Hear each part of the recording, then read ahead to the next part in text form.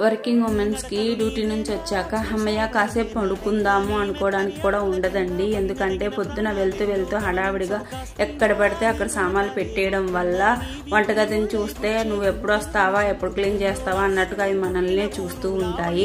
అమ్మయ్య అని కాసేపు అయి చేసుకున్నాంలే, ఒక గంట అయి చేసుకున్నాం, పొద్దున చేసుకున్నాం అనుకుంటే ఒక గంటలో అయిపోవాల్సిన పని ఇంకొక 2-3 గంటలు ఎక్స్ట్రా అవుతుంది అన్నమాట.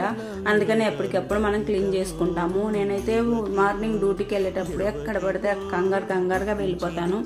ఎందుకంటే 4 క్యారేజీలు కట్టుకోవాలి. వచ్చిన తర్వాత ఆ 4 క్యారేజీలు చాలా సామాన్లు అయిపోతాయి అన్నమాట.